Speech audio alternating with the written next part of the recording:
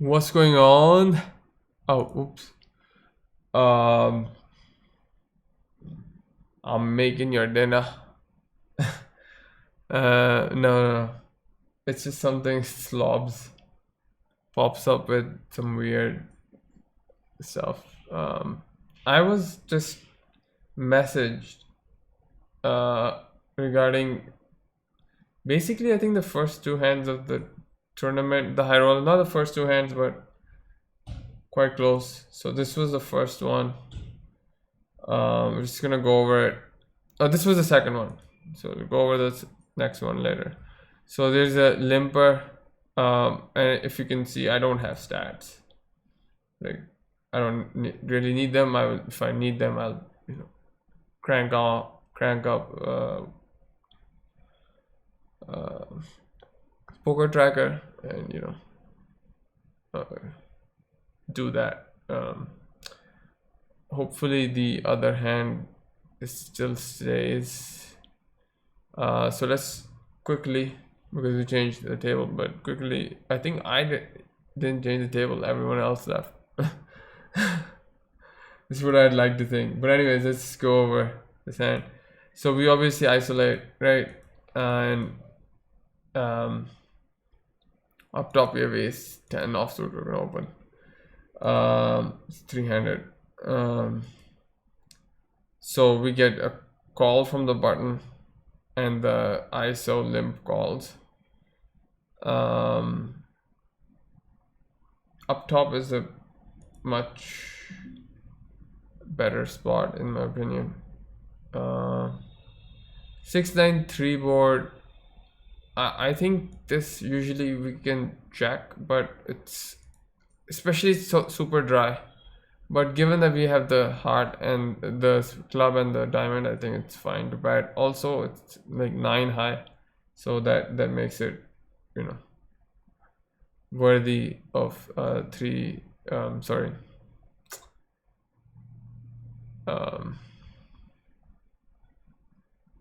C betting. Otherwise, I can check back that too.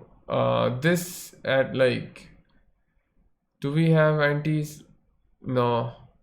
So I think this is a call maybe, but from button it's definitely a call, but from cutoff it's the 3-bet fold. We're not getting 200 big blinds in like that. Man, I would have some trepidation with queens there too. Tens is like just nowhere near. He could have like nines there, but we don't care. So anyways, so we, again, to recap, we ISO this guy, cold calls, this guy calls. So I was just explaining the hand on Facebook, trying to close Facebook. So I realized it's better just to do it this way. Okay, so what can we tell about this guy's range?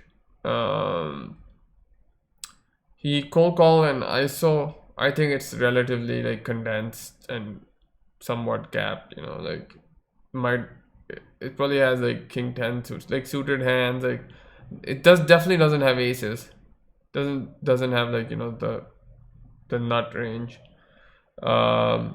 Again, up top we're defending very tight because I just realized there's no antes. It's something you have to be very careful about. There not being antes. It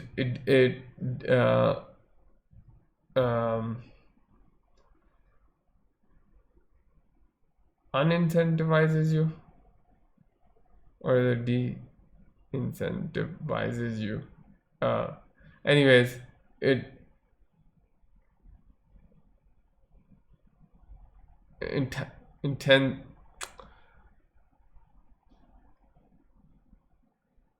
incentivizes you not to get into pots. Okay, I'm sorry, I just got like a bit tongue twisted there. So yeah, we can always, every time you get like a problem like that, there's a solution. Is you can just use the word that and create a statement that says no, instead of using uh, the antonym which you're not sure about, and making it uh, statement the other way. Sorry, I was just reading a topic on logic on Brilliant, which is I think a really awesome website, by the way. Anyways, I talk a lot because tables I haven't loaded. There's stuff coming here. Big smoke, but it's for later. Just started basically. Uh, so yeah, I saw Coke also is like range is rather condensed. When this guy limp calls, also his range is just like he's not trapping versus like two ranges with aces, kings, ace, king, never ever. So like we can tell that much by. So this is what I was trying to type and just realized that would take too long. Um,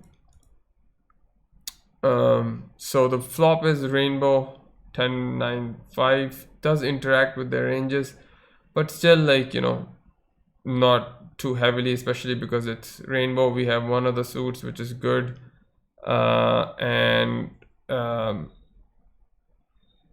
like yeah, they can have like they'll usually have like a pair, sometimes two pair, less likely though, especially since both those ranges kind of have a decent amount of 10x and 9x in them.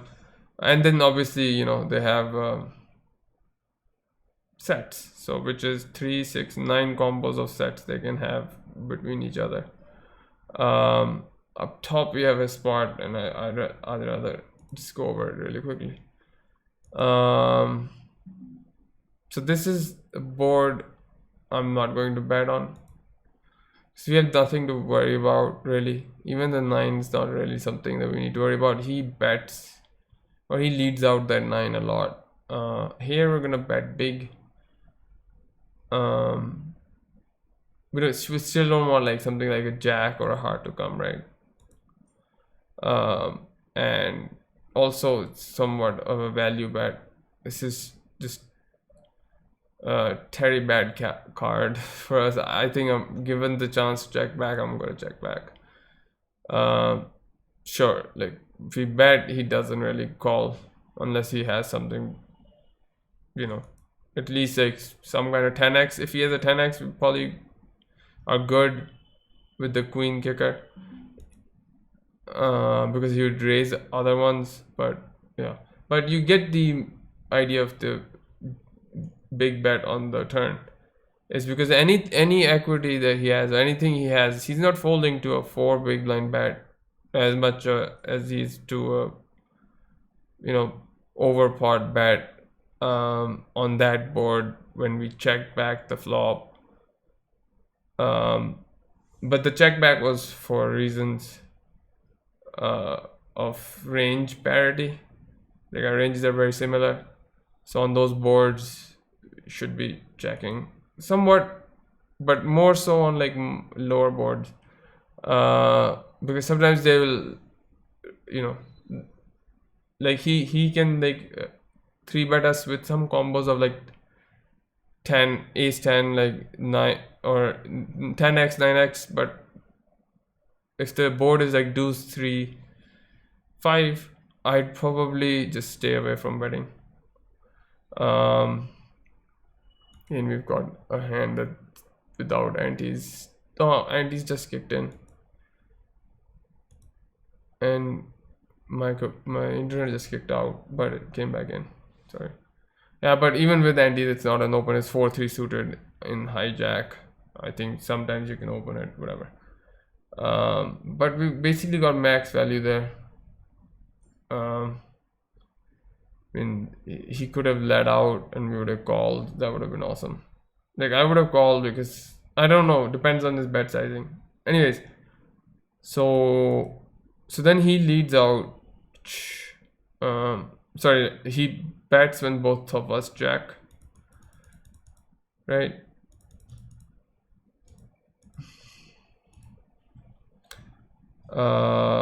And So it's just a button half pot lead out, and then you've got an overcall. I have an edge versus, you know, post flop versus two villains. Definitely, I have an edge in terms of blowing them off their equity or EV in this instance. The like amount of chips they're gonna win, I can't blow them off their equity, right? Whatever their equity is, their equity is. They can fold it, but I'm looking to just blow them off this 27 big blinds. So chips basically. So which I think this is like just about the decent test combo to do that with. Up top is a actually interesting spot again. So we open hijack 8-7 suited. I won't do it 100% times, but it's fine. The antes had kicked in. I think this board we should be betting for protection, but not versus two people. Not against two people. One is in position, the other is from big blind. And we'll see how the action goes.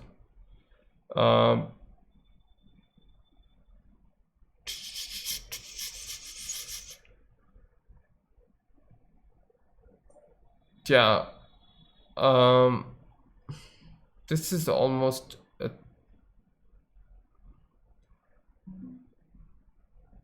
yeah, I don't like calling here because like our I'm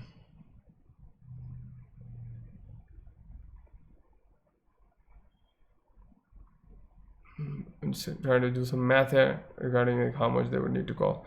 Our like hand is not really, you know, even the 8 isn't really that good of a hand card with two reverses, two ranges on this sort of board. So at least we got one of the equities to fold out. When someone calls your check raise into two people, just check. They've got like a pretty decent hand. They don't have nothing, right?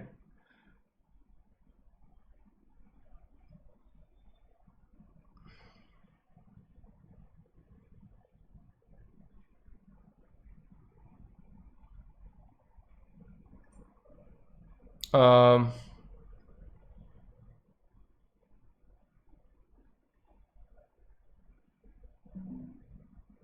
yeah, I mean I can call there too.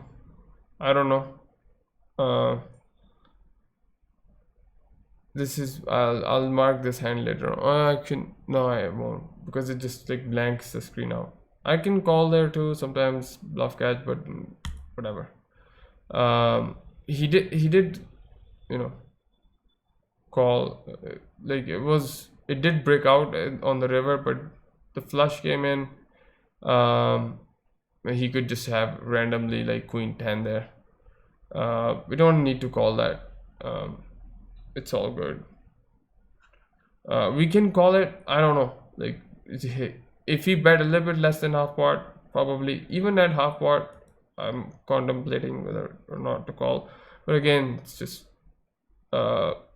not that bad of a mistake either ways, is what I would say. But the flop was fine, I think.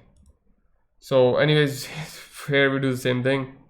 Got like two somewhat capped and like condensed ranges on this board, which is, you know, it's relatively dry.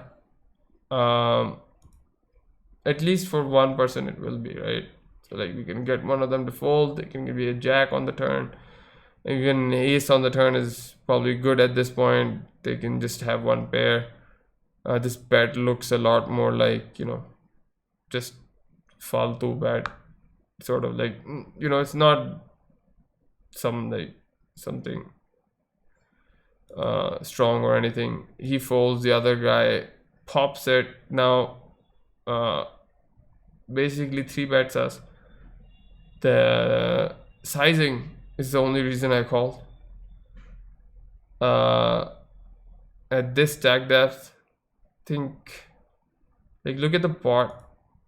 It's 49 at this point, and He's 10 big blinds short of the pot. Yeah, I think for 3-bet it's fine. So we 2-bet, right? We 2-bet there, but the pot is got a lot of chips in it. Think he should size it up a bit more. So again, I am gonna open and the what do you call it, poker track, and mark this hand as well as the 8-7 suited. Okay, this is somewhat of a bad card for both the ranges. Like he can't now have quad 5s, right? Decent for us with this, you know. Not really, because now we kind of block him from having flush draws, which he wouldn't have played anyways like that, especially a backdoor flush draw. But it is a bad card for both ranges, because he doesn't have like 10-5 suited, 9-5 suited in his range, right? He can have ace-5 suited. We do block that too a little bit. So it's somewhat of a card I will see a lot of like check. I will check usually if someone bets, depends on their sizing. If he bet there like 50, 56, something like that, it'll make life really tough for me. But then the ace comes and we overbet, then I think this is fine. Think everything bricked out. So the reason for overbetting here is also asked why I overbet once I got there. Yeah, I can bet 60 and maybe he called with 10, but we can also, like, this board looks like it like kind of bricked out, and we can be just wrapping the ace.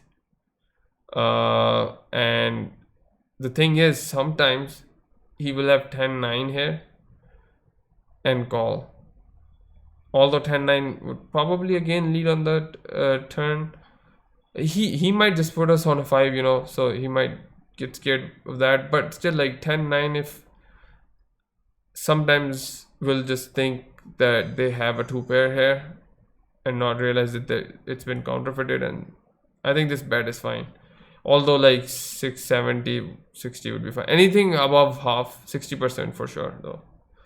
So whatever. And then yes, we do have the other hand, which was basically one of the first hands, I think.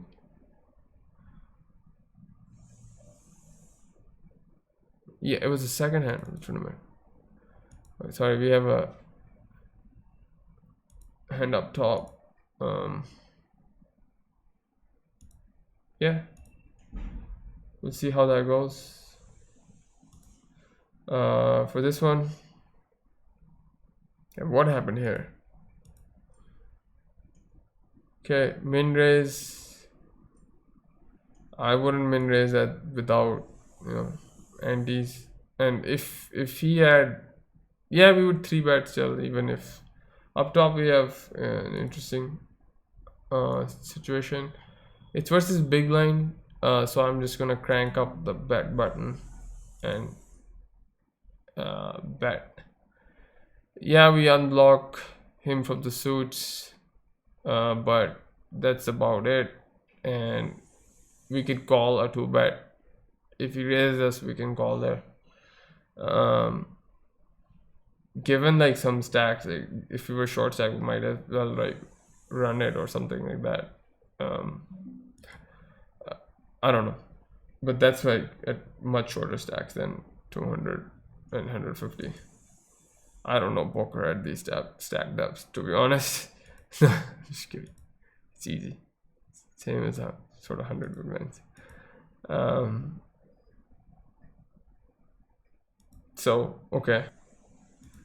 So we squeeze and you get one caller. Again, when he called him from the button, his range is somewhat capped, although it is deep. So yeah, you can have like tens, for example. You can have pocket threes. But we've picked up, and you can have flush draw. So we unblock the flush draw. That the spade is actually decent, you know. So there's no like backdoor quality stuff that he can't have like king 10 or suited, king 10 suited, uh, you know, of spades. Can't have king jack of spades. So like stuff like that. Obviously, you can't have king jack of spades, but so like I'm just saying that this 10 of spades is actually right now good for us, and then we unlock the other two suits. His range is somewhat capped, I would say, but like I don't think just because he's got 300 big blind that he's not just like unintentionally capping his range there. Up top we have a hand at 3 6 9.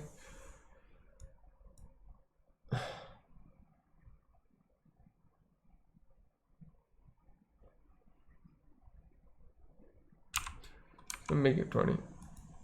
3 6 9 10 11 12 13 14 15. 16 or 17 would have been fine. My bad.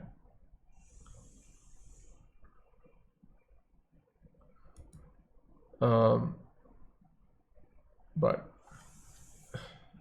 well, while we wait for that, if anything happens, I'll let you know. Well, nothing happened. We just took it down. Just usually what's gonna happen. Again, what's happening there? Bunch of cap ranges. Attack them. Jack 10 also probably the bottom of our, like, we can't let that hand go. Okay, that's a really good hand. Jack 10 also up there. We can't call either. So there's only one option there. It's just to bite the bullet and squeeze the trigger. Or I should have said the other way. Squeeze the trigger, bite the bullet. My bad. That was the standard fold, by the way.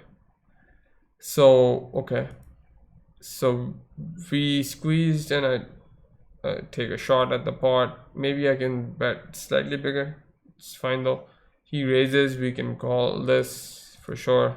On the flop, we're never folding to like that bet. Then he makes it pot, and thing is, we block a lot of his like nut combos, but he can still have, like I said, tens and threes, not queens. I don't think he can have ace queen.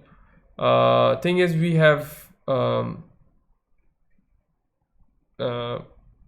if he doesn't have ace queen, we have not only, even if he has a set here, we have, you know, jack. He might have a jack. He might already have like jack 8 because his range is condensed. So I think this is kind of borderline, like this, just because there's no other like draw and the heart came in again, it does make him pair heavy.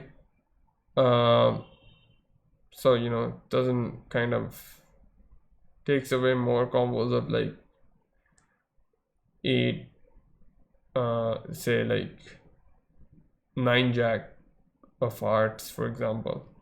It's harder for him to have 9 jack, jack 9 offsuit than it is for him to have jack 9 suited. And then the 5 is just the brickiest of bricks, although we are not going to punch in the stack. We're gonna just lead out here as if we were making a value bet, but I still wanted to stick deep. I wanted to, you know, again, it's kind of spot where it's not gonna make a difference. He's gonna call with a queen whether we make it 110, 150 or 70. Yes, he might call with a 10 here, but I don't think 10's just 110 plays like that. He's always obviously calling with like any two pair. Against hand I should be I look at for sizing, but yeah, I think we have to bluff and out of position. I think a smaller bet is justifiable because like when we check, it's almost like betting zero and losing almost like yeah maybe we know don't lose this EV these chips here because he might check back and we might have like ace high equity sounds unlikely the way the action went. So when the brick comes in, we hit one of ours and two bricks takes the pot down. Anyways, yeah, and I'm gonna look at the other two hands that went down, and there's one last hand going down, so we'll just go over that. Yeah, it's pretty much. It's an 800 table. No, it's not the bottom of our. Yeah, it is the bottom of our range. Yeah, probably fold king jack offsuit here, or definitely not opening at like 100% weight.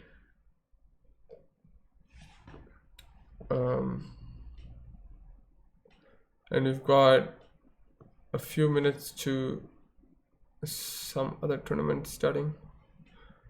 There's also the classic in 47 minutes, but like I said, I haven't read, like I'm taking a break basically, so I'll just be playing like very little.